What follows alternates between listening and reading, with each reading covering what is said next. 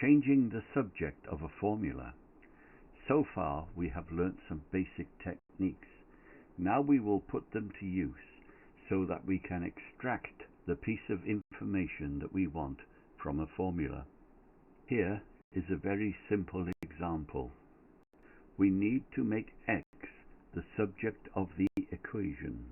Y is the subject currently, and that means that we're given a value for y, but we want to know what x is to make y what it is. The first step is to multiply both sides by x. You can see them in red. In the blue frame we see we have x over x, so they can be cancelled out. This will leave us with xy equals 1. We are nearly finished. This time we multiply both sides by y, and when we cancel the y's out, we are left with x equals 1 over y. You may think this is a long-winded way of doing something quite simple. We could have just swapped the x and the y. But when you get to complicated stuff, it is better to do it this way.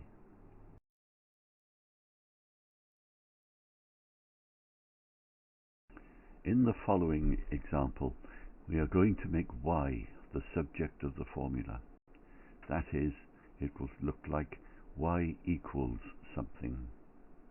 I recommend you stop the video at each step and give yourself a chance to understand what's going on. Look at this equation for a moment. It looks horrible, doesn't it? Y is buried. But we don't have to see how to solve it straight away. All we need to do is spot the first step. And the first step, as before, is to multiply the brackets.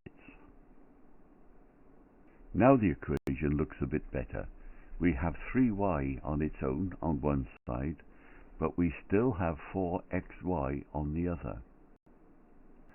The way forward is collect all the terms that contain the subject y to one side and all the rest on the other side. Now we have all the terms with y on one side, we can start working on the equation. However, we've still got that troublesome 4xy on our left hand side. Take the subject y out as a common factor. You will have the contents of the brackets multiplied by y, which is on its own. And now you see we have y, and we can start to manipulate the equation to put y on its own. The next step is easier than you may think. You divide both sides by the bracket term, leaving the subject on its own on the left of the equation. And there is our result. Y equals 9 minus 9x divided by 4x minus 3. For the exam, this may be as far as you need to go. You would only need to evaluate this equation if you are given x. I agree, this was rather complicated. However, it demonstrates how you put techniques together. If you can learn this one thoroughly, you will find you're in a very good position to understand subsequent problems.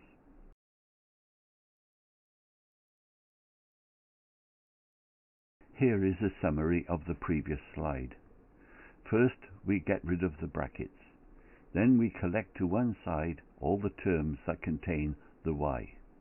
Then we factor out the new subject. Divide both sides by the bracketed. Note that in the first case we took away the brackets. On the third case we put the brackets back in again, the inverse function. And now we will apply the ideas to a real life situation. Here is a formula used in physics. Rearrange it to make you the subject. V equals U plus AT. V is the final velocity of something, let's say a car. U is the initial velocity of the car. A is the acceleration of the car. And T is the time the car was accelerating for.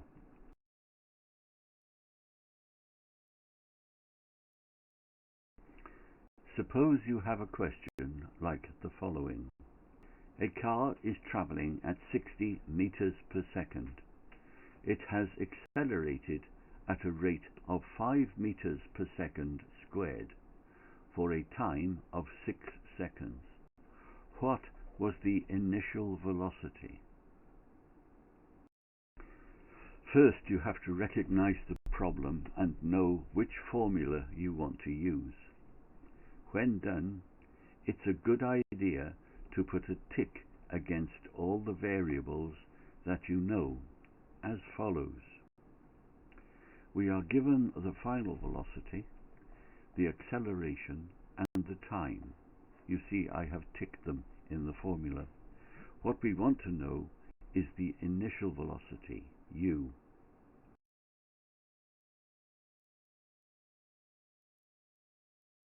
Here is the formula from the previous slide. The first job is to rearrange the formula to make u the subject. We subtract at from both sides, giving v minus at equals u, or to write it the other way round, u equals v minus at. Now we substitute numbers into the formula. So u equals 60 minus 5 times 6. And when we do the calculations, u equals 30 meters per second.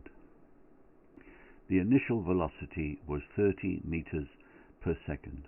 I will deal with the units and how we got them in a later video. I'd like to point out at this time that us dyslexics, I believe, are very good at understanding, and we gather the knowledge that we need for understanding. However, that knowledge tends to fade away because of our short-term memory problems. So we end up thinking that we understand things, but when we come to apply them, we find that the knowledge has disappeared, and we can't remember formulas, and we can't remember the order of things to do.